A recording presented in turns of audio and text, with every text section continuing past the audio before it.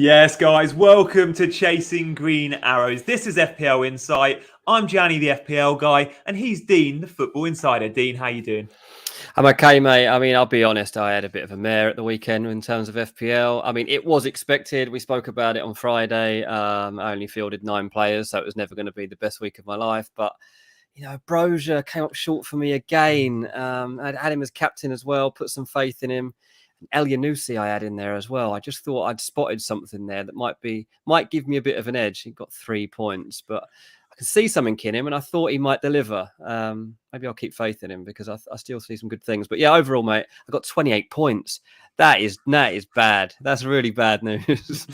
Yeah, we can't sugarcoat that one. That is a shocker. Elyounoussi looked like he was lively as well. He could have had a couple, and Brozier, fair play for the shout. It just didn't turn out to be one of those games where he was in much. But yeah, I mean, my weekend was good. My FPL weekend was good. My football weekend outside of that wasn't brilliant. Oh, guys in the chat, hello, good to see you all. Desire is with us. Luke's with us. Mohammed's with us. Nuclear Atoms, FPL River. Good to have you all with us today.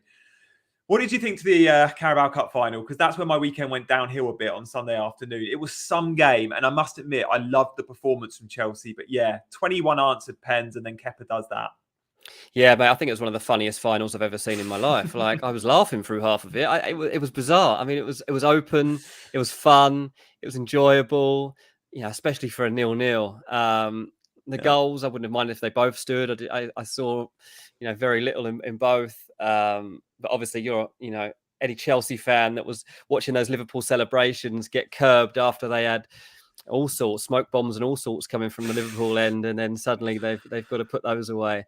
It was crazy, and then obviously Kepa's had an absolute nightmare, and one of those things, it can go either way. Chelsea, it's a tried and tested tactic, isn't it, with them, and this time it hasn't worked. Yeah, exactly that. I think I stick by the decision because it's happened in the past. But then you look at Mendy and go, you've just won a shootout at the AFCON, and you're arguably the world's best keeper, and you've just made like 3 worldies in the game.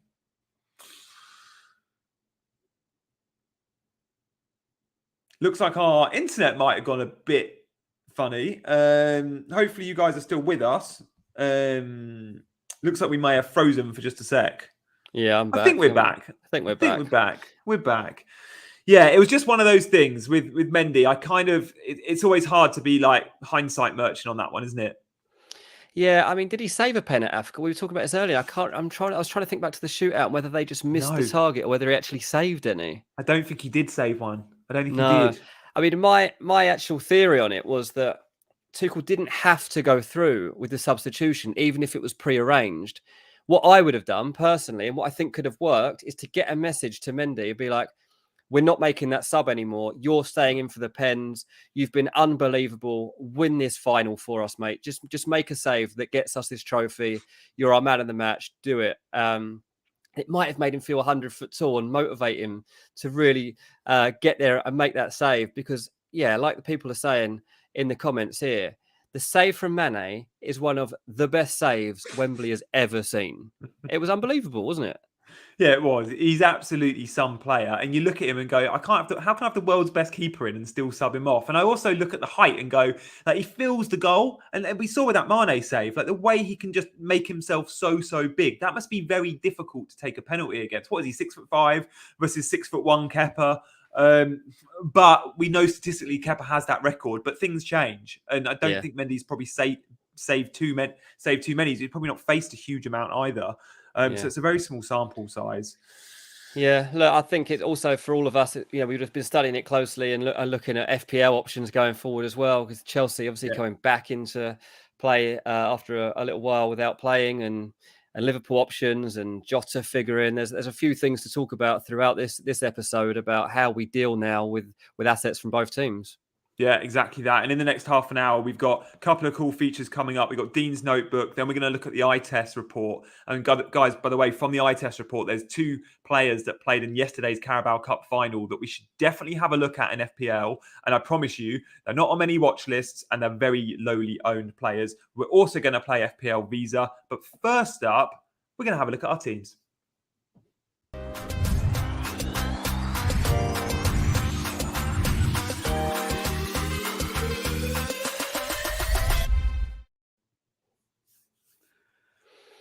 Hmm. Hmm. Right. Where are we going? Oh, the Chelsea lads are looking good now, Dean. You've Yeah. held So them. like, It's paid off, that. so I've stuck with them. I don't know if it's paid off, seeing as I got 28 points last week, but they need to repay me, that's for sure, for keeping faith in them, because they have got a couple of very nice fixtures potentially now. I'm a little bit concerned, I'm not going to lie, about Chelsea's form and the fact that they're up against a Burnley team who are a bit rejuvenated at the moment and seem full of motivation. I'm not totally sure what Chelsea's motivation is in the league anymore. And that's one thing that is nagging me at the back of my mind. Like, all their focus is probably going to be on the Champions League, maybe the FA Cup. Like, they're going to finish third, aren't they? Like, it seems that that's just how their season's going to end now. So, yeah, I'm a little bit concerned about how this plays out. Now, I talked about Elyounoussi at the start of the show and the fact that I do think he's a very good player and somebody that has the potential to score points. And he's got a double game week here that you can see. I've got Diogo Jota on the bench. Now, Jota obviously came into the cup final. People thought he'd be worried. He'd be out longer than this. So I'm just reading the message there from Mohammed saying he's worried about Chelsea assets and minutes. But I am tempted, obviously, to put Jota back into the lineup at the expense of who? I don't know, mate. I might have to lean on you here for some advice. Such a tough one. I mean, I wouldn't want to take out any of those attacking players other than possibly Calvert-Lewin, Bowen. obviously, is the one that could get transferred. But yeah, I don't know. I look at the Chelsea guys though, and whilst they've only got Burnley away at the moment, as the guys have alluded to in the chat, FPL River, it's a likely double game week for Chelsea. So all depends on the FA Cup. Sure. Chelsea versus Norwich should come in, and Norwich have tweeted and told their fans it is likely, it's almost set in stone that they will play Chelsea this weekend if Chelsea win their FA Cup tie, pretty much. So that would be a nice double game week. So you can't bench those guys. Bowen against Liverpool is the only one, but Bowen, I've had in the last couple of weeks, he missed a very good chance at the weekend. You expect him to score. The week before that, he hit the bar. He's still been involved. Just the ceiling seems quite low for West Ham goals at the minute. And then you're definitely not wanting to bench any of your defenders. So yeah, you've got a good squad in place. I mean, captaincy is the real dilemma for you, I guess. Do you go, if Chelsea get the double game week, or do you go back to Brozier, or do you just go, it's Salah, I don't care if it's one game, I still want Salah? Yeah, I mean, I'd probably stick with Salah. It's West Ham at home. There's still the potential. I know West Ham are having a really good season. There's still the potential that Liverpool can win that game like 3-0 and Salah grabs a couple. So I would always be worried about the gamble of taking it off him and going with somebody different. But generally, yeah, I think the squad is fine. I've got the bench boost to play. I don't think necessarily this is the week to play it, but it is in the back of my mind as a potential option, depending on obviously who I replace Calvert-Lewin with. If that was potentially somebody who had a double game week, then it might be possible. Yeah, it's better than last week. I completely missed you had the bench boost available. This might be this might be the one, because even De Gea, whilst that's a horrible fixture, goalkeepers can get save points, big save points in any given week. And then you got Roberts, that's a really nice double. Yeah, I don't think Roberts will have the double. That might be an error. I think Burnley have got Chelsea. So Burnley does have the one game. That's true. Yeah, that's true, isn't it? Yeah. That might stop you. But yeah, that's a fair point. But yeah, my headache's going to be who I bring in for Calvert-Lewin. I mean, even if he wasn't injured right now, I'd be taking him out because of the lack of goals. But yeah, interesting, mate. Should we have a look at yours? Yeah, go on then. Let's have a look. And by the way, guys, the All-Stars. I wish. Rudiger, by the way, is probably the most nailed Chelsea defender. No, definitely the most nailed Chelsea defender. So I would back him in a double, guys. I know we've had a few questions about that. Yeah, I'm looking at mine this week and thinking I've purposely rolled the transfer to go big on some double game weekers. So Coutinho in for Bowen is a very popular choice. That could happen. The guys I'm looking to sell this week, and I'm probably going to take a 4-point hit and actually make 3 moves. The guys on the chopping block are Foden, and then possibly Weghorst, possibly me, possibly Bowen. So it's probably going to be Foden, Bowen, and then one of Weghorst or me. But I will know way more on Wednesday night, because it all depends on what Burnley are doing in game week 30. Will Burnley play in that game week 30? Well, it depends what Southampton do against West Ham in the FA Cup. So again, I'm just holding out on that because I don't want to be selling players that have got those blanks in 30 when most do have blanks, and Burnley might not have. So yeah, I'm sitting all right there. Elise has come in good. He could have got a couple of goals. I think I look at Elise and he was one I was going to sell. I think I just keep him as my kind of fifth midfielder now. And until he's dropped from Palace's team, I want him in mine. Yeah. How are you going to captain, mate? I mean, Kane's obviously got it in this setup as it is. Is that what you're thinking? Do you think Kane's hit? Yeah, I think we might have lost internet again for a second.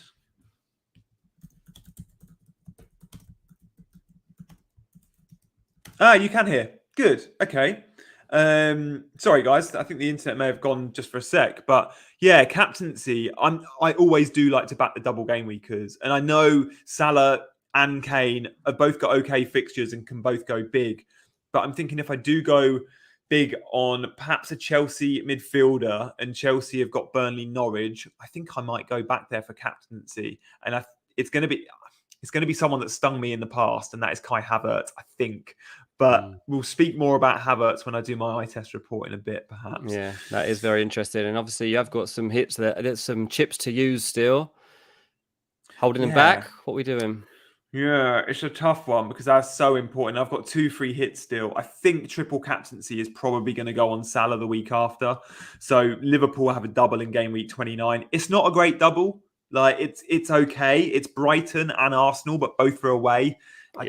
You'd compare that to what Salah's just had when he had Norwich and Leeds at home, where everyone, when I should have triple captained. Yeah. So I think I have to give it to Salah. Don't I? He's the only player in the game we should be trusting that chip with. Possibly Kane comes into the equation now, but he needs a really good double to consider that. And I don't know if he'll get one. Yeah, absolutely. Yeah. FPL River seems to find it confusing that you're getting rid of Foden, mate. Maybe it's because he's just got that only goal the other day that got him that win. I know. I said I'm going to sell Foden regardless, and I kind of want to stay true to that. I just feel with Pep Roulette now. My plan was when the Champions League picks up, when Jesus and Grealish are back in the mix, it's time to sell Foden. And yeah, he did do well at the weekend, but the fixtures aren't brilliant. City don't have any doubles. They don't play in 30. And I'm going to need those funds if I want to go for a Chelsea defender and a Chelsea midfielder.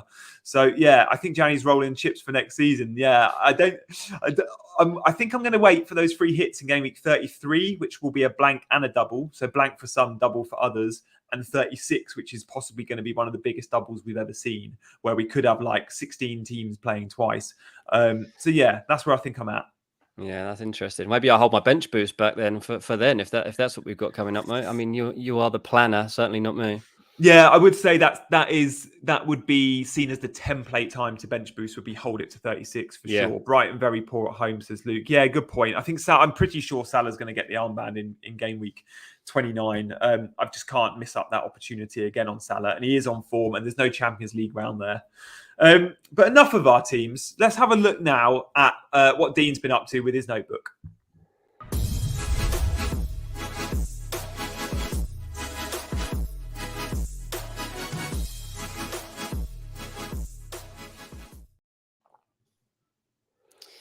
Yeah, so I wanted to start by reflecting on Arsenal and talking about Nicolas Pepe, because I think that this is a player that seems rejuvenated, and Arsenal have got a big decision to make on Nicolas Pepe coming up this year. Do they sell him? Do they keep him as they've got him? Do they give him a new contract? This is a guy that cost him £72 million.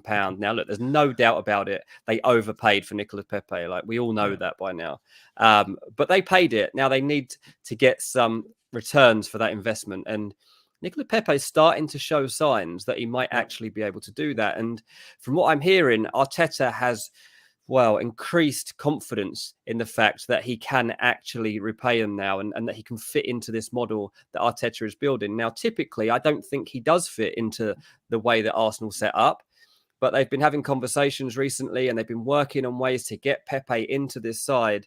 And from what I understand, he is going to get extended opportunities now to actually make a case for staying in this team. And also told that Pepe is so motivated to actually make a success of this transfer. I think he feels quite down about it and has felt like he's letting people down. Like, he knows how much money he cost, and while that isn't his fault, he wants to show people what he's capable of. And like, he was great in Liga. He used to run from the halfway line, take it past 4 people and bury it in the bottom corner. Did it multiple times. We're starting to see now him twisting and turning people inside out. The impact obviously he made against Wolves in the last game week was notable by everybody. Yeah. Let's see now. It might be worth keeping an eye on him on your watch list, because in these final weeks of the season, he could be one of those difference makers. Yeah, he also has that appeal. If he is on the pitch, he's got the set pieces often. He's on pens often. So yeah, he's got that set piece threat as well. I just feel like with the Premier League, maybe it's taken longer than normal to adjust for him because he is fairly lightweight and it's obviously a physical league. But yeah, I'm looking forward to seeing Pepe when it does click, because as you say, like in Liga, and he was fantastic. Yeah.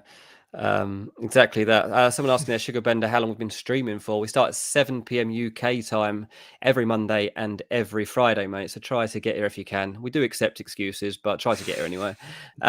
Anyway, second in my notebook, I want to focus on Leeds United, obviously the big story of the weekend. Marcelo Bielsa has gone. Yeah. And this is good news for Rafinha. I mean, Rafinha, we might actually get to see have a real run now towards the end of the season. And let's face it, this is his farewell to Leeds United. Rafinha, by every conversation I have with people more in the know than I am around Leeds, say that they expect him to leave in the summer. But Rafinha obviously has been frustrated by the fact that Bielsa has been leaving him out of the team. And, I think most of us can see that's the wrong decision. Rafinha is their best player. It's been interesting. I've heard a few stories coming out of Leeds in the past week or two, and a few players went to Bielsa last week and kind of pleaded with him to at least consider changing the setup just a little bit. Like, don't be so open. Could they adapt the tactics slightly? And unfortunately, Bielsa was a bit stubborn to it, didn't open up to them, and decided to stick with his guns. And everyone's very disappointed by that, because Bielsa was somebody that was loved. But one man who's probably not disappointed right now is Rafinha, because he's going to get a run through to the end of the season. I think they've got Leicester and Villa, is it, next? And I think it's a nice double. It's a nice double. I think Rafinha looking to prove a point, whether it's an interim manager, whether it's Jesse Marsh, he's playing out now. He'll want to give these Leeds fans a good farewell, and they'll want to see him burst through. So yeah, Rafinha could be worth bringing back in. It's a good double, you're right. And it is Leicester Villa. Then it's Norwich. And then he does play in game week 30. 100% he is a fixture game week 30 against Wolves. So definitely one on my radar. If it is Jesse Marsh, Dean, what do we expect? It's a tough recruitment coming in and replacing Bielsa, because the players have been so used to a very, very sort of niche style. They have, and look, he had a terrible time. He had a terrible time at RB Leipzig. I mean, I spoke to him when he was at RB Salzburg on our other podcast, Ranks FC, and we spoke to him building up to the move. I mean, it wasn't announced at that point, but we had a pretty good idea he was going to Leipzig, and his football philosophy is great, and the way he talks is brilliant. But look, he's only going to be the second American to come into the Premier League. We know how badly things went for Bob Bradley and how he was made into a meme, a fun character. It didn't go well at all. So he's got to change that perception. In terms of his football philosophy, it's actually pretty similar to Bielsa. So that's why they've looked to him straight away, because he can keep this team playing in a similar style, but he might tone it down a little bit. He might be a little bit more open-minded about using other tactics at different times within a match. He's very, very smart, very well football educated. He could be a good appointment, but what a test for him to try and keep Leeds in the top flight. Rafinha, definitely one for the watch list. New manager bounce is something we've seen a lot in the Premier League this season when managers come in. Definitely one to watch. And he'll be coming into some lovely fixtures. Bielsa's had some really difficult ones right at the end of his tenure. Yeah. Absolutely that. But the last one I just want to touch on is Reece James. And we spoke about him on Friday, or was it last week even maybe? I said, like, Reece James is coming back. I think it was actually last Monday. Yeah. Get your eyes back on Reece James. I said he would either figure in the European game or in the cup final. And he did get a prolonged run out in that Carabao Cup final. And now on the back of that, you would imagine Reece James is straight back in the Chelsea lineup. They've got Burnley in their next fixture. They've got a nice run of games from now to the end of the season. He's so pivotal to the way that they play when they want to play, I guess, their plan A method of football. Lukaku, I think, will be pleased as well that have that delivery coming in again. I think everybody prefers it when Reece James is in this Chelsea lineup. It seems nailed on to me to come back in. So there'll still be people looking to make changes to their team, maybe having free hits and stuff. Don't know that Burnley one is necessarily the perfect time to bring him back in, but he's definitely an option. Yeah, for sure. I'm with you on that. I hope he doesn't play against Luton. I think he probably got longer than Chelsea would have liked yesterday. Yeah. I'd love to see him rested, but as Azpilicueta went off injured, we never see Azpilicueta go off injured. You've got to think he's going to be out for a while. Hudson-Odoi can play right wing back if needed against Luton, maybe. And then Reece James, hopefully he gets maybe half an hour against Luton maximum. And then if he does, I think I'll have the confidence to bring him in for the double. If he does start or play 90 against Luton, I'll perhaps be slightly worried that he can manage both games in that double game week. But yeah, Sugar Bender's saying he's going to give Reece the armband. And I definitely think there's merit in that if he doesn't get 90 against Luton. So keep your eye on Yeah, minutes. I think it'd be madness to give him 90 minutes against Luton. I mean, I like to believe that Chelsea won't need to be playing a player that, has just come back off injury, got longer than, as you just said, than he expected in that final, and somebody that you can't afford to go without again. You don't want him picking up another injury. So yeah, I'd be very surprised if he got prolonged minutes in that Luton game. Good stuff. We've had questions on Chelsea and Lukaku and more on Reece, but we're going to move on to our next feature because we're going to be kicking off that feature with some Chelsea chat. So next up, we've got the eye test.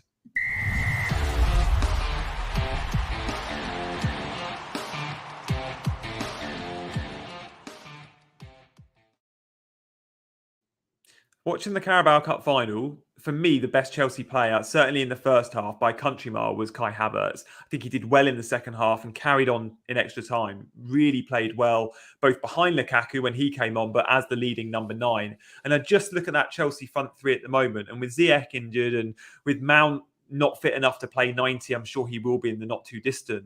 I look at it and think Havertz is the most informed man. I think he had started Chelsea's last 5 before yesterday. We saw him take the winning penalty in the Club World Cup. Like, he was given that responsibility. He seems to be growing into this team. And I look at Kai Havertz and think he's a really good FPL option with the right fixtures, whether he's playing 9 or even if Lukaku does get the nod. And I don't think we're there yet, then I still think Kai Havertz will be chosen as one of those 2 inside forwards. I like him a lot as a bit of a differential punt, Dean. Yeah, I think it's true. I mean, I think Chelsea play best when Havertz is on the pitch. I think he's been better than Lukaku through the middle. I do think that Lukaku played better in the Carabao Cup final, and I think he seemed to have more belief in the system that was being played for him. I think Chelsea changed slightly when he came on and were looking for him earlier. But certainly they're so much more dangerous when Kai Havertz is in that position. He's showing everything that Chelsea thought they were getting when they signed him. He just needed a little time to settle, find his right position in the team. I do think he's best through the middle at the moment. I really do. I don't know about his goal output. I don't know if it's ever going to get be a prolific goal scorer at this point. But in terms of a Chelsea team that have got some nice fixtures coming up, if you're looking for somebody that's going to get goals, then Havertz is as good a bet as you can make. Yeah, I think so. FPL River thinks maybe a huge rotation risk, but I'm not sure at the moment he is. I think if we're looking at a short-term pick, certainly for the double, I like Havertz. And bearing in mind the opponents, like Dean's mentioned, Lukaku looked a bit better than normal yesterday, and he did. But he was playing against a very high Liverpool line, and that suits Lukaku. Early balls, later in games, teams are tired, and also loads of space to run into. Chelsea's double game week in 28, if they get it, will be Burnley and Norwich. Both teams are going to be super deep. And we've seen Lukaku against those deep teams this year really, really struggle. And I think they'll look at it and go, if we're going to go for a number 9 that can sort of drop, that can do a little bit more, it's going to be Havertz. And even if Havertz isn't selected as the 9, he still plays as the 10. Yeah, I mean, there's a few commenters that aren't convinced about Havertz and they might have been stung by him before. I know I've been stung by Havertz before, but I don't think there'd been a time when he was this fitting with the Chelsea team. I think that he seems to be so at home in this side now. He seems so confident. He seems to be loving his role within that setup. And, even when you see him squaring up to Trent Alexander-Arnold and they're going head to head and stuff like that, like, it's just showing that he's happy with where he is and he's got, every belief in himself now. So, maybe Havertz isn't a trap sugar bender. Maybe he's the real deal. He wouldn't have done that 6 months ago to Trent. He said, this is a different Kai Havertz, and I like it a lot. And I know I can see why people are hesitant. And guys, if you've been stung by a player before, just remember that player doesn't know that. That player doesn't affect that player's performance. It's very easy to think that with FPL, but that's completely irrelevant. Now, I've also been stung by Havertz, right? Earlier this season, the same fixture against Norwich, when most gave Mo Salah the armband to play Liverpool, and he got 24 points, doubled to 48. I captained Kai Havertz for his 2 against Norwich. Chelsea scored 7 goals that day, and their number 9 was Kai Havertz. Did you? I did too. Yeah. It wasn't bad, the blank. I could deal with the blank that he came off at 70 minutes. I could deal with the fact he got 2 points. It was the fact that Salah went to Old Trafford and got a record-breaking 24 points. Yeah, I know, man. It was a painful one, that was. But look, maybe he repays us at the end of the season. Or maybe that's what's coming with Havertz. Like, if you're talking about getting him into your team, then people should take that seriously. Exactly. Let's move on to our next star from the Carabao Cup final, and that was again, like, certainly from an attacking point of view, Liverpool's best player, and that was Diaz. The way he turned Reece James and then set up Mane, he looks to have made that spot. I'm not going to say his own. There's no way he's made that spot his own. That's Mane's spot to lose 100%. But has he played in his way into the first choice Liverpool front three? I don't think he has just yet. But Klopp is definitely willing to give him minutes and a lot of minutes, and he's happy to trust him. Notice it was Mane that came off. He wasn't happy about it before Diaz. Whether he had a knock or not, Mane wanted to stay on that pitch in a very big game, and he's still stuck with Diaz. So long term, I'm sure, Champions League game comes up against Inter, we're going to see Diaz probably on the bench. We're going to see, I think, Jota as the 9, Mane on the left. But I do think he'll get a huge amount of minutes and will be given the nod in certain games. Have we seen enough from him, Dean? Not enough to say he's a starter, but enough to say he's a good FPL asset knowing he gets minutes and he's only 8 million.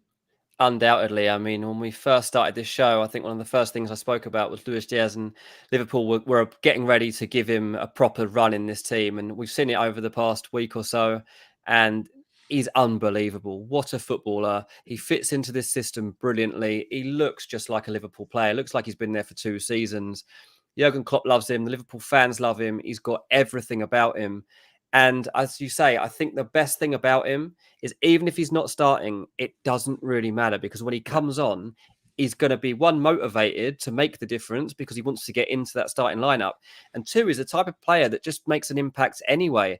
And he'll drift inside. He'll take people on the outside. He'll create. He'll score goals. And, the style of his finishing so far has been pretty impressive. So I'm 100% on board with it. Brighton and Arsenal in Liverpool's double game week in 29, and there's a lot of teams out there that have that third Liverpool spot up for grabs. I've got Trent, I've got Salah, and I'm happy, I think, to have a punt on a Jota or a Diaz for 29. Moving on very briefly just to our last eye test report, and that is the team of Newcastle. I'm not going to go 2-player heavy because there's a few to look at. They're keeping clean sheets. We didn't think we'd see that under Eddie Howe. Matt Targett definitely looks like one to watch. But in the attacking positions, you can get some bargain basement midfielders and spend like 5 million-ish and get a Willock who's scoring, and he does go on these runs. We know from last season. He's playing very advanced as a number 10, but also Ryan Fraser's one to keep an eye on. Created chances galore. Even when St. Max comes into the team, I think Fraser goes to the other side and still starts. Newcastle have a double in 27 and a double in 28. They're the only team with a double-double. And then they could even play in game week 30. But the double-double, I think, might be too good to ignore. And actually, you look at those those Newcastle midfielders, I think Willock is probably the one. What do you think, Dean? Who would you go with? I like him a lot. I agree with that. I think that's a great shout. I've heard a couple of the interviews coming out of the weekend, and the Newcastle players just seem to be loving Eddie Howe's instructions, his enthusiasm, the way that he's trying everything he possibly can to get the most out of this team. There's, the improvement in them has been tenfold since he came in, particularly since all the pieces were put together in January. They're unrecognisable, really, from where they were in November. So, yeah, it's been good to see, and I think Willock's a really good shout. Yeah, definitely keep your eyes on him, guys. If you're not already liking the channel, please do. 10 of you so far have given it the thumbs up, but come on, there's more of you watching than that. Give us a thumbs up. If you don't already subscribe to the channel, I'm guessing you do, then do hit that subscribe button as well. But please do like and comment, and we'll move on to our final feature, which is called FPL Visa.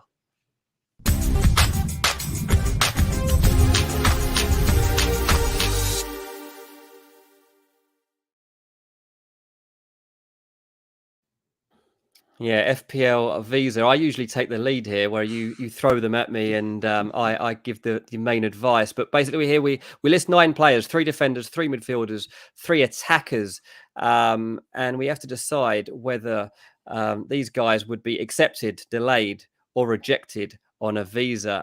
This week we're going to turn the tables a little bit, and I'm going to ask Gianni. I mean, after all, he is the expert on this, and he's having a far better season than I am in terms of FPL. So, are you ready for this, mate? I'm going to start going through these names. We're going to start in defence. Yeah, I am. I'm excited about this. Cool. Right, let's go then. Kyle Walker-Peters. What are we thinking?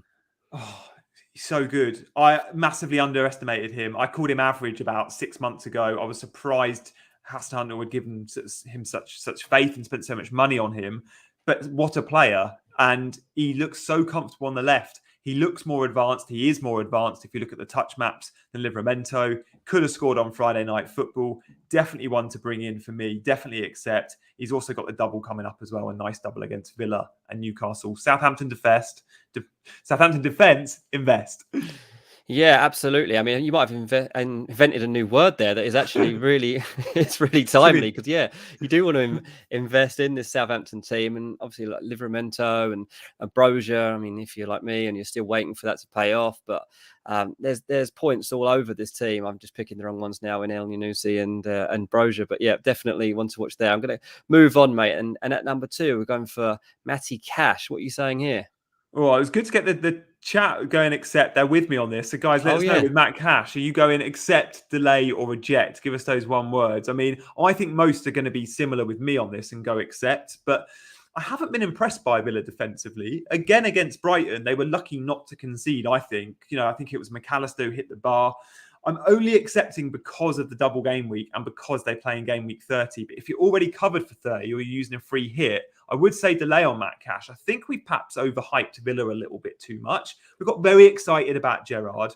They haven't been performing that well. And I still think if you are going to the back line, I prefer Luka Dean, who I own. But even then, if I was on a wild card, I don't think I'd be taking Dean. So I'm going to say accept just because of game week 30. But if not, delay. Yeah, I'm going with reject, the same as Jamie and Luke in the comments here. I'm just not convinced by Villa. I mean, I've got Luka Dean too, and that's enough for me. I'm not taking any more Villa players right now. Final defender, another one that I've got in my team, Antonio Rudiger. What do you think of that? Yeah, Chelsea defence definitely over Chelsea attack. I want one of each. Reece James would be the only reason why I wouldn't be accepting him. So I'm going to say delay, depending on what Reece James does against Luton. Like I said, if Reece James does play 90, and that would be crazy, but with Aspi out, you just never know. That might deter me, and I might then go Rudiger, who is absolutely nailed, by the way, guys. Don't worry about Rudiger's minutes. He can play 90 every week. He offers a bit of goal threat. But because of Reece James, I still prefer him. I'm going to say delay. It's such a strange one with Rudiger, because as it stands, he's leaving at the end of the season. Yeah. This is the guy that is nailed on to play every single week, is one of the most important players in the side. Yeah. And for everything I'm told, he is going to leave. So absolute madness from Chelsea, to be honest, not to have tied this situation up. Especially now you've got Aspi and Christensen as well out of contract. They're all going to be playing for Barcelona in August. Let's go to the midfield. I'm going to start with one that's a really tough call, to be honest. It's Emil Smith-Rowe. What would you do with him? I'm going to say reject, guys. And I love the player. And when he plays, he does well. But is he in that first choice 11 when everyone's fit? You'd have to say no, unless he's playing Odegaard deeper. But he likes Odegaard as the 10. And we know he wants Martinelli on the left. And we know he wants Saka right. If Pepe starts to get some minutes as well, does he slip further down? I still think Smith-Rowe is currently first sub. But he is on the bench for Arsenal when everyone's fit. So with a heavy heart, no, not for me. It's a strange one, isn't it? Yeah, I think he's probably not helped by, Pepe is now coming into form. Martinelli's had his suspension and going to be looking to prove a point. Saka's, there's no way he's budging out of this team. Absolutely no chance. Lacazette's the main man in the centre. Smith-Rowe, it's a strange one, because when he plays, I think he's really good, but he just doesn't seem to have done enough to convince Arteta to go from the start. Luke says reject. FPL River says reject. Yeah, look, everyone actually has said reject for him. So I think that's pretty unanimous. Next one, mate, Auriel Romeo of Southampton. Can you find any reason to accept him?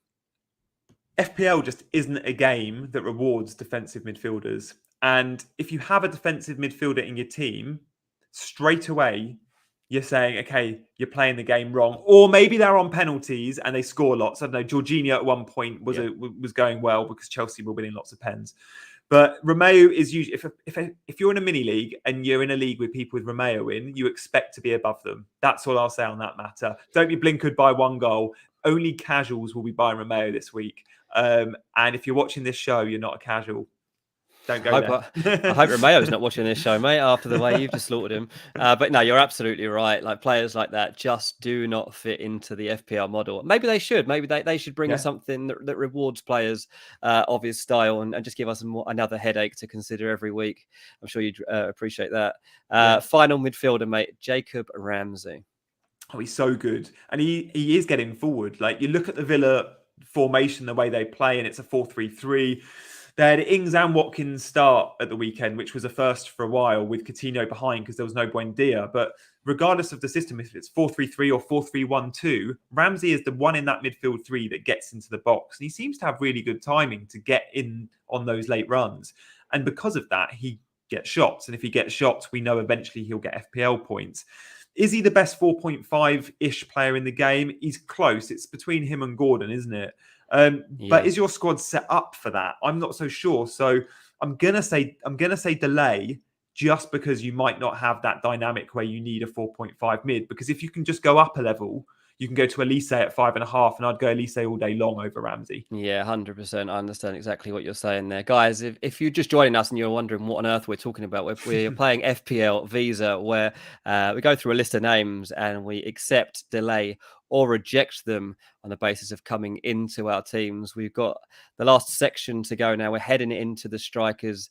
Well, the department that everybody wants to get right every single week. So we're going to go through these names. And the top name is Romelu Lukaku. I mean, he cost nearly £100 million for Chelsea to sign him in the summer. You would think that on the basis of that, he would be in everybody's team by this stage in the season. He's not, mate. What would you be doing right now? Accept, reject, or delay? It'd be a reject for me. If you can afford 11 million-ish on a forward, you're going Harry Kane. And that's a big if you can even get there. And by the way, Lukaku is far from nailed. We saw a huge game yesterday. Was he trusted to start? No. Was it because of the opposition? Possibly, but I think we go into low block games against Burnley, against Norwich, and I don't think he's going to go Lukaku. So yeah, explosive off the bench on his day, perhaps. We've not seen it recently, although he did score in the World Club Cup. But not one for me. You just don't go there. No, it's a shame, really. Like, look, when Lukaku came in, I thought it was a brilliant signing. I watched a lot of him at Inter Milan last season, and look, he did start well, didn't he? He came in and he was scoring goals, and I was so pleased to see him proving people wrong. And yeah, I've been a little bit sad to see the way things have drifted for him, but maybe that interview he gave did not help. So maybe he's only got himself to blame. FPL River says, reject all strikers. It's a fair point. It's not the season of strikers, is it, in FPL? But yeah, number two, let's go to the next one. Che Adams, mate, of Southampton. Now, this is the one that's, well, bit me on the backside really recently because he keeps scoring at a time when I need Brozier to be scoring. He's looking good. He's certainly benefiting from playing up front with Brozier. We've seen him up front with Armstrong, and it's not quite been the same. They didn't click earlier in the season. I'd delay on Adams. I'd call Adams a bit of a chip only player. This is the sort of guy you go with if you're on a free hit one week, or if you're wildcarding and you want a short-term punt. Now, if you're free hitting this week in 28 with that nice double, yeah, you probably go Adams over Brozier because of current form, and we like backing forwards in form, streaky goal runs and all that. But do you want Adams long term? I don't think so. History tells us when we look at last season, he's not very clinical. He's got a really poor conversion rate. I think he's always an underperformer when you look at his expected goals, if you like that metric. So for me, if you're going 1 week only, you consider him, and for that reason, it's delay. Yeah, look, I've never actually had Che Adams in my team, but at the moment, I wish I was on that horse rather than Brozier because he's the one getting a go. Sugarbender says Che Adams rejects, scored the luckiest goal ever. Seems to only score jammy goals. Sounds harsh, but you might not be a million miles from the truth, to be honest. Right, the final one, mate. Accept, delay, or reject on Chris Wood. Oh, I was building Newcastle up. I've said they're the only team with a double-double. I think we should be investing in that Newcastle midfield, possibly in the back line.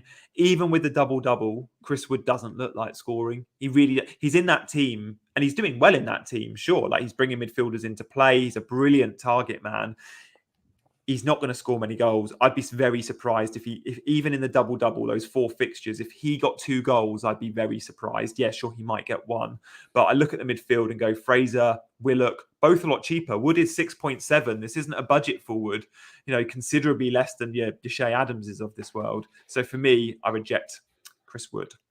Yeah, it's interesting. I mean, Sam's saying he would accept Wood. I don't really see it personally. And I mean, to be honest, all I'm seeing is that Burnley made a really good decision in the end. I mean, I know they didn't want to sell him and that they had to because he had a clause and they weren't happy about it at all. But Weghorst is a better player. I think that they've got a much better player there in return. And for the future, they'll certainly look rosier with Weghorst instead of Wood. Last few minutes, guys, and we're happy to answer any questions I think that you might have. Good stuff. Sugar Bender's got one. He was just mentioning about Chris Wood. Is he a good option for New Zealand, but he does not look like scoring? Yeah, absolutely fair. He just doesn't. Like, I can see why. I don't think it's a bad signing from Newcastle. Obviously, brilliant business by Burnley with Weghorst. But Chris Wood's probably what Newcastle need when you've got all those midfield runners. And with St. Max, I think St. Max could really benefit from Chris Wood. We just need to see him in the team. Yeah, absolutely. I mean, look, I was talking at the start when we were going through our teams, like I've got to replace Calvert-Lewin this week. And just thinking then, like, would I put Chris Wood in my team into replace him? No, I hadn't even considered him. So I think that shows why he's a reject, doesn't it? Yeah, exactly that. You look at it and go, okay, it is slim pickings. And it was mentioned earlier, do we have to have a forward? If you could have 8 midfielders, at the moment, you'd probably have 7 midfielders and Harry Kane. Like, there are no forwards delivering at the moment. So, yeah, I feel your pain out there if you've got forward transfers you need to make. Guys, do get those questions in. We've got a couple of minutes. Oh, bus captain for game week 28, said FPL River. But first, we'll come to Sam's question on the screen. Is Newcastle defence worth investing in, or are there better options for 28 and 29? Knowing they've got the double-double and they've kept, 3 clean sheets in 4, maybe 3 in the last 3. They're looking good, and Matt Targett gets forward a bit. Yep. Would you go there, Dean? Definitely would consider it, yeah, for sure. Double-doubles are very rare, aren't they? And, I think that's why you actually, it's worth watching shows and listening to people like yourself, because it gives you a bit of insight that you might not have spotted, and people in your mini leagues certainly won't have spotted. So it might just give you the edge. It might give you the edge. Just pick someone. Pick wisely, obviously. But yeah, I think someone like Matt Targett could be good. Yeah, if you're on a budget, I think he's probably the best in the budget bunch. If you can afford it, though, I still prefer Chelsea, who have, one double, likely, and then the single game. Just Chelsea for clean sheets have been so good this season. Captaincy is such a tough one this week because you got Harry Kane, you got Salah, both on single game weeks, but they're the 2 standout players in this game at the moment. And then you've got some good double game week options if Chelsea double, like is Rudiger or Reece James or Havertz or Mount an option? Possibly. The other teams that double for captaincy, well, Leeds do. Do you look at Rafinha for new manager bounce? You're not captain a Newcastle player. Some are going Coutinho. I don't love that shout. Who would you go with, Dean? Certainly wouldn't go with Coutinho. I'm really not convinced about him at the moment. It's going to take a lot for me to not go with Mo Salah right now, just because it's just such a big gamble. And if you've got Kane as well, like you have, then I can see, against an Everton side that are pretty poor, let's face it. I don't really see it. There's any point gambling, unless you've got a big objective here and you're really trying to find a difference maker to get you above a certain someone that you're chasing, and you think, right, that's it, I've got to go for it. They're going to be on Salah. I'm going somewhere different.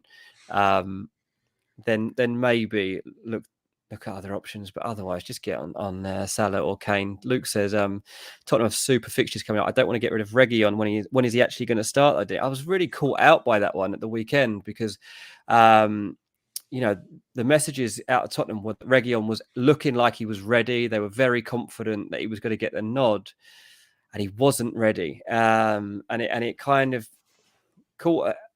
certainly caught me out because I'd said it on here on the Friday, but it meant that they had to rearrange the team a little bit. It didn't matter too much because they like Sessegnon.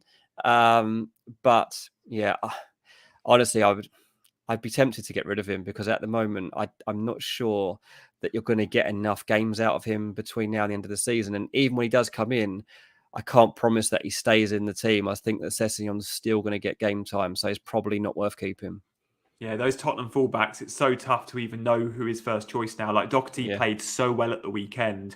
You think he's got a chance at right wing back, and at left wing back, Sessegnon, well, they've kept some clean sheets with him there. So, yeah, it's up for grabs.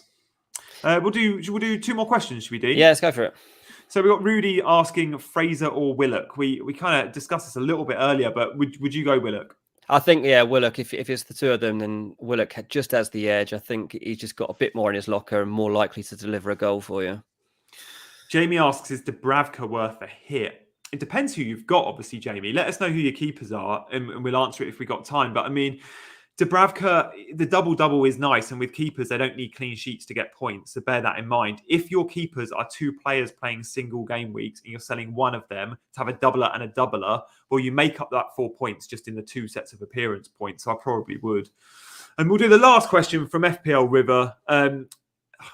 St. Max for the double-double. I mean, there was talk he might be fit last time out, but you can't trust St. Max in his fitness. He's not going to be fit for 4 games in 10 days or whatever it's going to be, 2 weeks, is it? Like a double when you've had an injury layoff just seems like a nightmare for you. So it would seem unlikely. Look, he still might score. He'll still play at some point, like over those 4 games. Like he's going to come back into the fold. So by all means, like get him, but don't expect him to play all 4 games. Yeah. Good stuff. Really enjoyed today's show. Hope you guys have enjoyed it in the chat. We've had loads of cool features. We've looked ahead at some of those double game weekers. We're probably saying in summary, consider Chelsea, consider Newcastle. We love Diaz as a player. We think Havertz over Lukaku. And we've loved chatting. Thank you all for your contributions in the chat. But before you do go, if you could just put that thumbs up, give us a like, but also in the comment section, so not in the chat, but just as we go and we say goodbye, drop a comment and just let us know what you think to the show, anything you'd like to improve on, the features you prefer, because we're going to be doing this between now and the end of the season, every Monday at 7 p.m. UK time and every Friday at 7 p.m. time. So we're back again at the end of the week, Dean. Yeah, absolutely, mate. Can't wait. Good stuff, guys. We'll see you at 7 p.m. UK time on Friday. I've been Gianni, he's been Dean, and we've been chasing green arrows.